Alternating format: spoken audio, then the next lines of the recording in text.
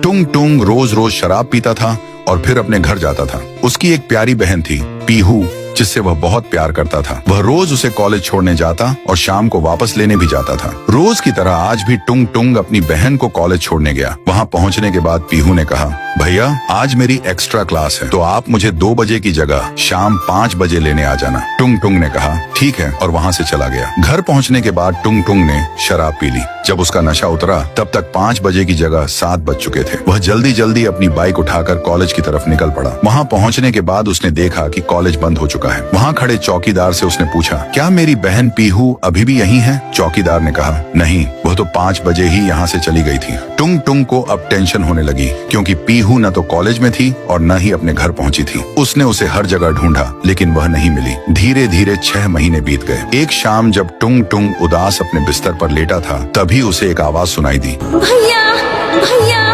भैया। वह झट से उठकर बैठ गया। उसने देखा कि सामने पीहू खड़ी है, लेकिन उसका चेहरा पूरी तरह बदल चुका है। उसने रोते हुए कहा, भैया जिस दिन आप मुझे कॉलेज छोड़कर आए थे, जब मैं कॉलेज से वापस घर आ रही थी, तभी रास्ते में मेरी ही क्लास का लड़का साबिर बॉस अपनी कार लेकर मेरे सामने आ गया। उसने कहा, अरे पीहू, पैदल ही क्यों जा रही हो? चलो मैं तुम्हें छोड़ देता हूँ। मैं भी तुम्हारे घर की तरफ ही जा रहा हूँ। पहले मैं अपनी दादी से मिल लूँ, जो जंगल वाले घर में रहती है। उसके बाद तुम्हें तुम्हारे घर तक छोड़ दूंगा। मैं उसकी बातों में आ गई और उसके साथ उसकी कार में बैठकर चली गई। वह मुझे अपनी दादी के पुराने बंगले में ले गया। वहाँ कोई नहीं था। उसने मुझे खाने के लिए एक चॉकलेट दी। जैसे ही मैंने वो चॉकलेट खाई, मैं बेहोश हो गई। उसके बाद उसने मेरे साथ दुष्कर्म किया और मुझे एक चाकू से जान से मार दिया और फिर मेरी लाश को नदी में फेंक दिया। इतना कहकर पीहू की आत्मा हवा में गायब हो जाती है। अब टुंग टुंग सारी हकीकत जान चुका था और वह निकल पड़ा साबिर बॉस को उसके किए की सजा देने। नेक्स्ट पार्ट के लिए इस वीडियो पर 10,000 लाइक कर दो।